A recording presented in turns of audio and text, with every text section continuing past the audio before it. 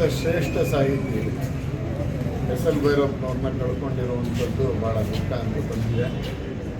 ಇಲ್ಲಿ ರವೀಂದ್ರ ಕಲಾಕ್ಷೇತ್ರದಲ್ಲಿ ಅಂತಿಮ ದರ್ಶನದ ವ್ಯವಸ್ಥೆಯನ್ನು ಇಲ್ಲಿಯವರೆಗೆ ಮಾಡಲಾಗಿದೆ. ಆಮೇಲೆ ಮೈಸೂರಲ್ಲಿ ಕಲಾಮಂದಿರ, ಮೈಸೂರಿನ ಕರ್ನಾಟಕ ಕಲಾಮಂದಿರದಲ್ಲಿ ಎಲ್ಲ ವ್ಯವಸ್ಥೆಯನ್ನು ಅಲ್ಲ ಪೊಲೀಸ್ ಆಯುಕ್ತರು ಮತ್ತು ಡಿ ಸಿ ಅವರು ಮಾಡಿದ್ದಾರೆ.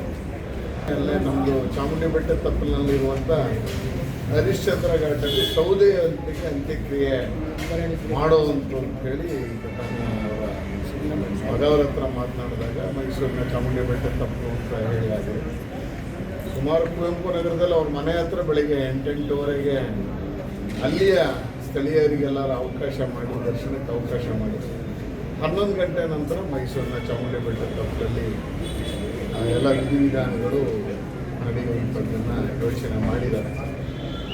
ರಾಜ್ಯದ ನಮ್ಮೆಲ್ಲ ಪ್ರಮುಖರು ಅವತ್ತು ಆ ಒಂದು ಕಾರ್ಯಕ್ರಮದಲ್ಲಿ ಇದ್ದು ಅಂತಿಮ ನಮನವನ್ನು ಸಲ್ಲಿಸುವಂಥದ್ದನ್ನು ಮಾಡ್ತಾರೆ ಅನ್ನುವಂಥದ್ದಿದೆ.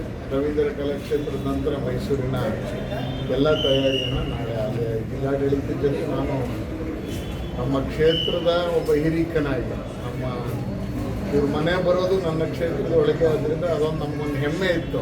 ಅಲ್ಲೇ ನಮ್ಮದು ಚಾಮುಂಡಿ ಬೆಟ್ಟದ ತಪ್ಪಲಿನಲ್ಲಿರುವಂಥ ಹರಿಶ್ಚಂದ್ರ ಘಾಟಲ್ಲಿ ಸೌದೆ ಅಂತ್ಯಕ್ರಿಯೆ ಮಾಡೋವಂತ ಹೇಳಿ ಅವರ ಮಗವರ ಹತ್ರ ಮಾತನಾಡಿದಾಗ ಮೈಸೂರಿನ ಚಾಮುಂಡಿ ಬೆಟ್ಟ ತಪ್ಪು ಅಂತ ಹೇಳಿದ್ದಾರೆ.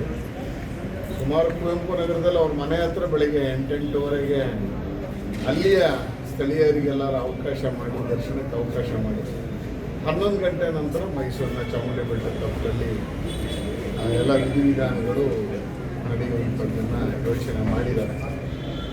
ರಾಜ್ಯದ ನಮ್ಮೆಲ್ಲ ಪ್ರಮುಖರು ಅವತ್ತು ಆ ಒಂದು ಕಾರ್ಯಕ್ರಮದಲ್ಲಿ ಇದ್ದು ಅಂತಿಮ ನಮನವನ್ನು ಸಲ್ಲಿಸುವಂಥದ್ದನ್ನು ಮಾಡ್ತಾರೆ ಅನ್ನುವಂಥದ್ದಿದೆ.